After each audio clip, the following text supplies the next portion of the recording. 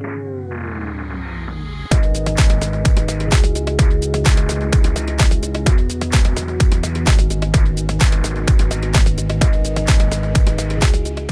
à toutes et à tous, de retour pour une nouvelle vidéo consacrée à la distribution Kali Linux. Je vous avais déjà montré comment l'installer en machine virtuelle via VMware ou sur une clé USB en mode persistant. Mais aujourd'hui, ça va être bien plus simple. Nous allons l'installer grâce à WSL2, ce qui signifie Windows Subsystem for Linux. Ça va nous permettre d'exécuter notre distribution directement sur Windows.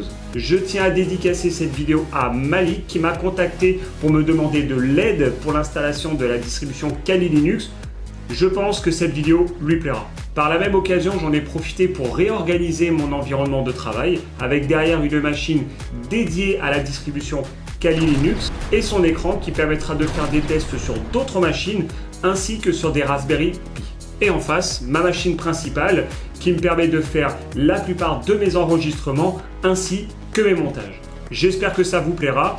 N'hésitez pas à me laisser vos avis en commentaire afin de me donner votre ressenti sur cette nouvelle configuration de travail. Sans plus attendre, voyons comment nous allons pouvoir installer Kali Linux via WSL2. Allez, c'est parti, go!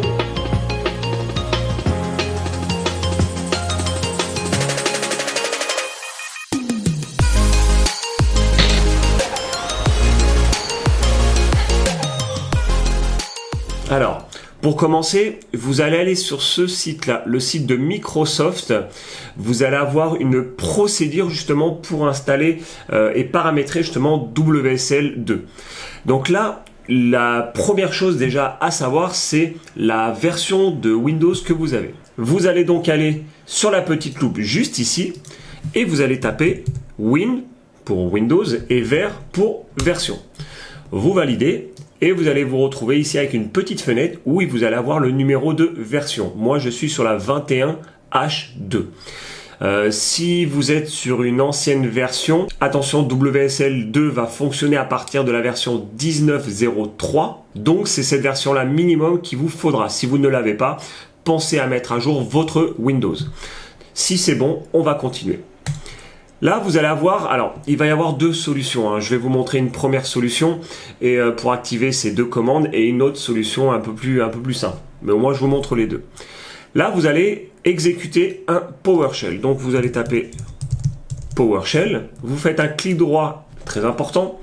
Exécuter en tant qu'administrateur. Vous validez et vous allez avoir, on va déplacer cette petite fenêtre ici. Voilà.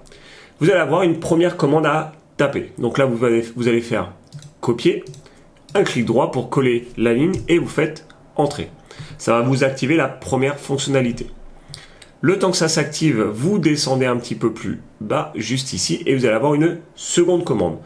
Exactement pareil, vous faites copier, vous attendez, bon voilà, première étape passée, donc on est bon, un clic droit et on valide. Et je vais vous montrer ce que ça a activé et dans le cas où ces deux lignes de commande ne fonctionneraient pas, comment faire pour activer manuellement tout ça. Là, on est bon. Pour voir ce que ça a activé, vous allez refaire la petite loupe en bas à gauche et vous allez taper appwiz.cpl. On valide. Vous allez aller sur activer ou désactiver des fonctionnalités Windows. Et là, vous allez avoir, je vais vous agrandir ça un petit peu. Vous allez avoir ici plateforme de machine virtuelle. Donc là, en l'occurrence, c'est bien activé parce que la fonctionnalité que j'ai faite l'a activé. Si ce n'est pas le cas, vous l'activez. Et un petit peu plus bas, vous allez avoir sous-système Windows pour Linux. Donc également, pareil, ça a été activé avec la ligne de commande. Si ça n'est pas le cas, vous l'activez et on est bon. Vous faites OK. Windows va vous activer tout ceci et va vous demander ensuite de redémarrer. On patiente. Et au moment où il nous demande de redémarrer, on redémarrera notre ordinateur. Voilà. Donc là, vous allez faire redémarrer maintenant afin de redémarrer notre système. Voilà, notre système est redémarré. Je suis retourné sur cette page que je vous ai montré tout à l'heure parce que il va falloir, juste ici, en cas de problème justement pour installer Kali Linux et démarrer même ce WSL2, il y a ici justement un package qu'il faudra télécharger. Donc juste ici, donc c'est vraiment la partie numéro 4. Si vraiment vous avez un problème, pensez à télécharger cette partie-là, c'est très important. Donc de toute façon, je vous mettrai le lien du site de Microsoft en description et vous aurez toute la procédure avec justement ce lien-là. Je vous rajouterai quand même le lien direct, au moins vous aurez tout ça. Voilà. Maintenant que c'est fait, on va terminer tout ça. On va retourner sur la partie rechercher juste en bas et on va taper Microsoft et voilà, on a notre Microsoft Store juste ici. Voilà, on le laisse se charger. Et dans la partie recherche, juste en haut, vous allez taper Kali. Vous aurez dans la liste Kali Linux avec en dessous marqué application. Vous cliquez dessus et là, vous appuyez sur le bouton vert pour faire obtenir. Là, Kali Linux va se télécharger et ensuite, une fois que ce sera téléchargé, on va pouvoir le lancer et commencer à le paramétrer. Bon, en l'occurrence, vous avez vu, ça a été assez rapide pour moi. Maintenant que c'est téléchargé, on va cliquer sur ouvrir pour lancer notre Kali. On le laisse démarrer tranquillement. On peut fermer notre store. Je vais vous mettre ça en plus grand. Là, il va faire vraiment son premier démarrage. Et ensuite, il va nous demander justement notre nom d'utilisateur et notre mot de passe afin que tout puisse être paramétré pour démarrer notre session Kali Linux. Voilà. Donc, comme je vous avais dit, il va me demander donc mon nom d'utilisateur. Donc, on va taper Phoenix. Mon mot de passe. Donc, on va créer justement un mot de passe. On va le taper 2 fois. Et voilà. Là, on a accès à notre distribution Kali Linux. Une chose importante, déjà, pour être sûr de pouvoir retrouver et accéder rapidement, dans la barre de tâches, vous allez faire un clic droit sur votre icône où il y a marqué Kali Linux, où il y a marqué Kali, et vous allez faire épingler à la barre des tâches. Ce qui veut dire que quand on va fermer notre fenêtre, on aura notre icône en dessous et on pourra réouvrir automatiquement notre distribution. Une chose importante qu'il va falloir faire, alors moi je le fais parce que c'est vrai que je n'aime pas être en utilisateur standard, on va se loguer automatiquement maintenant en route. On va éviter de faire un sudo à chaque fois qu'on va exécuter une commande. Donc là, bon, pour commencer, on va faire un sudo, bien évidemment. On va lancer notre éditeur, Nano, et on va aller dans /etc /passwd. Vous validez, il va vous demander votre mot de passe et vous allez descendre tout en bas où vous allez avoir votre nom d'utilisateur. Vous allez avoir 2 fois marqué 1000. Vous allez remplacer ça par 2 fois le chiffre 0. CTRL X et Y, on valide pour sortir. Maintenant, on fait un exit. Je relance mon Kali et je suis maintenant en route. Ce qui veut dire que maintenant, à chaque fois qu'on va faire nos différentes commandes, qu'on va exécuter nos différentes commandes, on n'aura pas besoin de marquer sudo à chaque fois. Comme à mon habitude, à chaque fois que vous lancez une distribution, que vous installez une distribution, il faut la mettre à jour. Donc, on va faire un apt update apt upgrade-y. On valide et on laisse la mise à jour se faire tranquillement.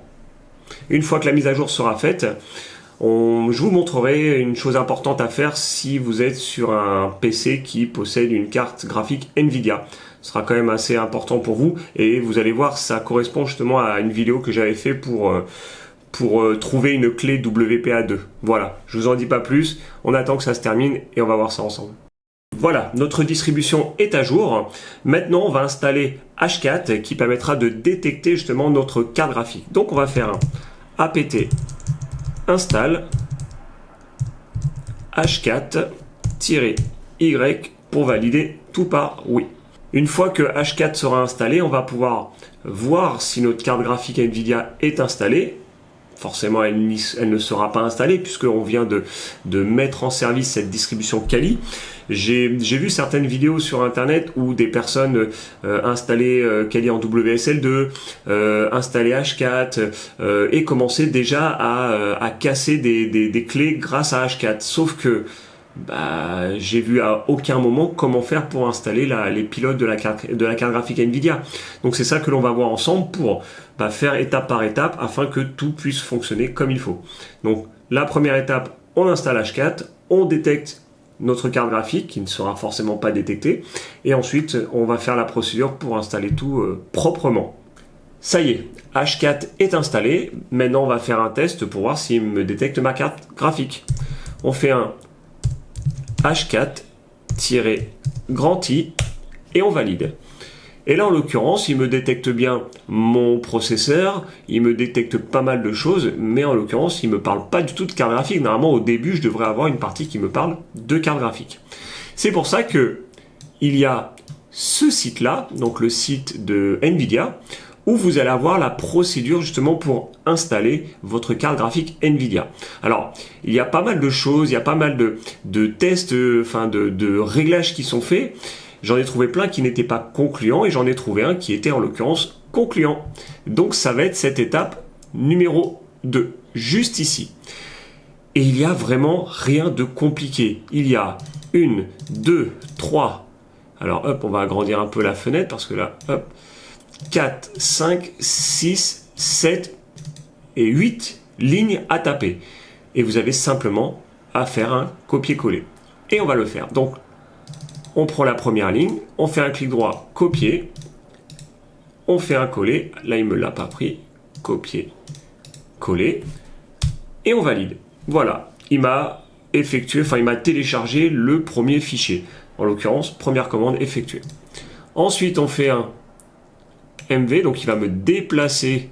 Alors, le sudo, on a dit, pas besoin de le faire, on est en route. Hein. Hop, il va me déplacer ce fichier, voilà. On télécharge le deuxième. Donc vous voyez, hein, pour l'instant, vraiment rien de compliqué. Hein.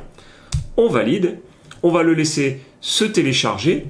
Et après, toujours pareil, hein, il va me l'installer, il va retélécharger un autre fichier, il va l'installer, il va faire mes mises à jour, il va m'installer le CUDA Toolkit version 11.7. Alors j'ai pas vu s'il y avait des nouvelles versions, il y en a peut-être. En l'occurrence, j'ai pris celui-ci qui fonctionne parfaitement. Et une fois que tout sera installé, on refera notre H4-I pour voir si notre carte graphique, cette fois-ci, est détectée. Voilà. On va le laisser tranquillement se télécharger. Donc on est à cette partie-là. Et bon, il y en a pour un petit peu de temps. Alors ça monte, ça descend, comme toujours. On laisse télécharger ça et après on va voir ce que ça donne et faire en sorte de continuer notre installation de CUDA et voir si notre carte graphique est enfin détectée.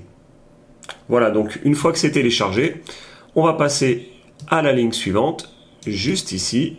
On refait notre clic droit copier, un clic droit pour coller. On installe tout ça, voilà. On passe à la ligne suivante, juste ici. On valide, on laisse à nouveau télécharger, ça a été rapide. On se fait celle-ci. Voilà. On va se faire un apt get update. Donc, un apt update. On se valide tout ça. Donc ça, c'est très important. Si vous ne le faites pas, vous risquez d'avoir un message d'erreur après. Et la dernière ligne, juste ici, pour installer CUDA Toolkit. Je vous dis que c'est important parce que j'avais remarqué qu'il y avait un problème, c'est que si on ne faisait pas la mise à jour qui est demandée, parce que c'est vrai que c'est quand même une ligne assez importante, le CUDA Toolkit n'était pas reconnu, il n'était pas trouvé. Donc important, on fait bien chaque ligne et afin de pouvoir faire l'installation correctement. Donc là, c'est vraiment la dernière étape, c'est vraiment l'installation de CUDA. Et donc ça va mettre encore un petit peu de temps. Une fois que ce sera fait, vous verrez que H4 va pouvoir nous trouver notre carte graphique. La carte graphique sera vraiment installée sur Kali Linux. On attend que ça s'installe et on voit ce que ça donne après. Parfait, voilà. Donc là, normalement, si tout se passe bien, on devrait avoir notre carte graphique d'installer. Donc on va refaire un H4-grand I. Et là, j'ai bien ma carte graphique juste ici de détecter et d'installer. Voilà, donc ça c'est vraiment un élément important si vous voulez que votre distribution Linux et les pilotes de votre carte graphique Nvidia, voilà la procédure pour que ça puisse fonctionner. Maintenant, on va tester quelque chose. On va tenter de déchiffrer la clé que j'ai sur un réseau Wi-Fi. Donc j'ai fait un test, j'ai capturé grâce à ma machine de derrière le handshake de mon réseau Wi-Fi et on va tenter de le déchiffrer. Donc là, je vais vous montrer. Alors hop, on va faire un ls-l, ça sera plus simple pour vous.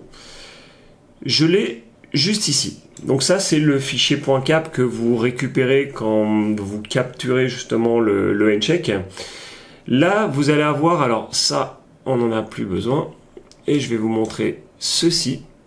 Donc ça, c'est le site de H4. Vous aurez la possibilité, alors c'est limité à 20 mégas pour chaque fichier. Vous aurez la possibilité de télécharger votre fichier .cap pour le convertir dans le nouveau format, le HC 22000. C'est grâce à ça, en convertissant ce fichier .cap, que nous allons pouvoir déchiffrer cette clé grâce à ce nouveau format. Donc là, vous irez simplement ici, vous faites parcourir, vous allez récupérer votre fichier .cap, vous faites convert et il va vous proposer de le convertir, vous le téléchargez et vous aurez votre fichier HC 22000. Donc, grâce à ça, et grâce à requeue.txt, donc requeue.txt, qu'est-ce que c'est? C'est un dictionnaire. Alors c'est un vieux dictionnaire, hein, bien évidemment. C'est un fichier qui contient énormément de mots de passe qui ont fuité sur le net, des mots de passe que vous pouvez utiliser, j'espère pas, hein, malheureusement, mais des mots de passe faciles, 1, 2, 3, 4, password, admin, etc. Et le but de la commande que l'on va effectuer aujourd'hui, ça va être de tester tous les mots de passe qui sont sur ce fichier afin de trouver le mot de passe de mon réseau Wi-Fi que j'ai inséré dans ce fichier TXT. Et vous allez voir que, bon, il existe des fichiers dictionnaires bien plus gros, j'en ai un qui fait 90 gigas, et forcément, ça met plus de temps et il y a plus de chances de trouver ces fameux mots de passe. Donc, là, nous allons faire un H4, un -m 22000. On va prendre notre fichier qui est juste ici, donc notre fichier HC 22000, et on va lui dire qu'il faut chercher le mot de passe dans ce fichier requeue.txt. On valide, on va laisser s'initialiser le programme afin de pouvoir lancer la recherche sur notre fichier requeue.txt. Et après, donc vous allez voir, il va utiliser la puissance de la carte graphique pour rapidement trouver et déchiffrer le mot de passe de mon réseau Wi-Fi. On le laisse faire et vous allez voir que c'est assez impressionnant.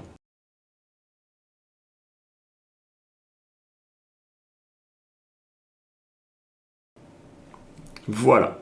Donc là, ça a été quand même assez vite, hein. Ça a commencé, vous voyez, à 23h23 et 30 secondes. Ça a fini à 23h24 et 37 secondes. Il m'indique bien que le statut est craqué. Et vous avez bien le mot de passe juste ici. Donc là, le réseau Wi-Fi que j'avais créé, security.info. Et le mot de passe, security.phoenix. Voilà. Donc vous voyez, ça a quand même été rapide, hein. Vous voyez, il était à 70% de mon fichier. Donc il n'était pas non plus énorme ce fichier. Mais ça, voilà, ça permet justement de trouver tout ça. Donc là, on a vu comment donc installer notre distribution Kali Linux avec WSL2. On a vu comment se loguer automatiquement en route. On a vu nos mises à jour, on a vu l'installation de CUDA pour que derrière vous puissiez faire fonctionner vos pilotes de carte graphique. Et on va pas installer, mais je vais vous montrer un autre site qui est plutôt pas mal. C'est celui-ci. Donc toujours pareil, je vous mettrai le lien en description. Donc c'est le site officiel de Kali. Mais là, vous allez pouvoir justement, comme je vous avais dit, il y a beaucoup de logiciels qui ne sont pas installés encore de base. Donc il va falloir les télécharger. Et là, vous allez avoir vraiment pas mal de choses comme les top 10, vous voyez, les top 10 de logiciels que Kali utilise. Donc vous voyez avec ArcRack, Hydra, Nmap, Wireshark, John the Ripper, etc. Donc vous avez simplement la commande juste ici. Donc vous en avez pas mal, hein. Et vous en avez là aussi avec Beef, avec Maltego, vous voyez, pour ceux qui connaissent, etc., etc. Vous voyez. Donc pensez bien, là ça met pas mal de temps, c'est pour ça que je vais pas vous le montrer, mais pensez bien simplement à exécuter cette commande afin de télécharger les différents logiciels sur Kali afin que vous soyez vraiment opérationnel. Maintenant, il y a un dernier point qu'on n'a pas vu, parce que là, on est sur Kali, on a installé pas mal de choses, on fait fonctionner notre carte graphique, mais il y a des personnes qui n'aiment pas spécialement la ligne de commande. Donc, on va faire en sorte d'installer une interface graphique. Hop, on ferme ceci. Et là, nous allons simplement installer, avec un apt install, Kali win-kex-y. Voilà. On valide, on le laisse installer. Et ça va nous permettre de pouvoir retrouver notre bureau, notre interface graphique et de ne plus être justement sur cette ligne de commande. Malgré que quand on est sur l'interface graphique, c'est toujours bien d'avoir toujours ces lignes de commande. Personnellement, ça permet d'être plus formateur parce que avoir les logiciels, c'est bien, mais c'est vrai que comprendre comment ça fonctionne grâce aux lignes de commande, c'est quand même assez sympa. Donc là, ça va m'installer Kex et vous allez voir à la fin, on va le lancer et on va pouvoir retrouver notre interface graphique tant attendue, si on peut dire. Une fois l'installation effectuée, on va lancer simplement la commande Kex. On valide. Il va nous demander un mot de passe. Donc on va mettre notre mot de passe.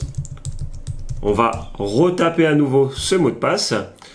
Vous allez faire non pour la question qu'il va vous demander et vous validez. Maintenant, on rentre le mot de passe que l'on vient de créer et nous allons nous retrouver avec notre interface graphique. On va quitter tout ceci et je vais vous montrer que tout fonctionne. Donc là, on lance Kali. On est bien, je vais vous mettre ça en plus grand. On est bien en route.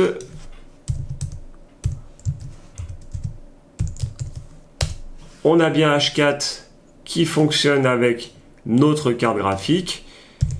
Et quand je lance Kex, je rentre le mot de passe. J'ai bien mon interface graphique juste là. Voilà. Donc, c'était vraiment important pour moi de pouvoir vous présenter cette nouvelle vidéo. Alors, elle a mis du temps à arriver, hein. C'est vrai que j'ai eu pas mal de retard puisque j'ai eu de nombreux soucis pour créer cette vidéo. La préparation a été assez longue, il y avait pas mal de choses que je n'arrivais pas à faire, il a fallu chercher un peu plus. Et j'ai fait un premier enregistrement, mais le problème c'est que mon logiciel qui m'enregistrait mon bureau a eu des difficultés à m'enregistrer tout. Donc je m'en suis rendu compte au niveau du montage et j'étais obligé de tout refaire. En plus j'ai deux nouveaux écrans, donc la résolution était différente, je sais pas si vous remarquez, donc j'ai encore pas mal de petites choses à peaufiner. Là, en gros, voilà, pour cette vidéo, je pense que c'est assez complet. Vous allez pouvoir vraiment l'utiliser et pouvoir profiter de Kali Linux, comme on avait dit, et grâce à WSL2. Voilà. J'espère que ça vous a plu. J'espère que vous resterez toujours fidèle à ma chaîne. J'ai plein d'autres choses à vous montrer. C'est vrai que pendant mes vacances, j'ai pu découvrir encore d'autres petites choses et j'aimerais vraiment vous les partager au travers de cette chaîne afin que derrière vous preniez plaisir à apprendre l'informatique, à apprendre la cybersécurité à mes côtés et voilà, grâce à cette chaîne YouTube. N'hésitez pas donc à vous abonner à la chaîne si vous n'êtes pas encore abonné. N'hésitez pas à partager autour de vous, hein, à mettre des likes, à vraiment faire en sorte que ma chaîne soit visible un peu partout afin d'avoir de nouvelles personnes. Et puis vous remarquez quand je suis toujours en train de vous répondre et quand vous avez des difficultés, je fais en sorte de vous trouver la solution. Et vous voyez, en l'occurrence, cette vidéo est faite pour un abonné qui avait des difficultés à installer Kali Linux. Donc Voilà, c'est encore une nouvelle vidéo que je fais pour vous. Et pareil, quand vous avez des objets insolites ou des choses que vous voulez que je puisse faire en vidéo, bah, n'hésitez pas à me le dire en commentaire, en privé. Vous avez mon mail, vous avez mon Discord, vous avez tout de disponible afin de me donner de nouvelles idées pour agrandir cette chaîne en termes de contenu, en termes de connaissances. Voilà. Je vous dis à la prochaine, profitez bien de cette nouvelle vidéo et attention pour les prochaines qui arriveront pour la fin d'année. Voilà, allez, à plus tard, ciao ciao.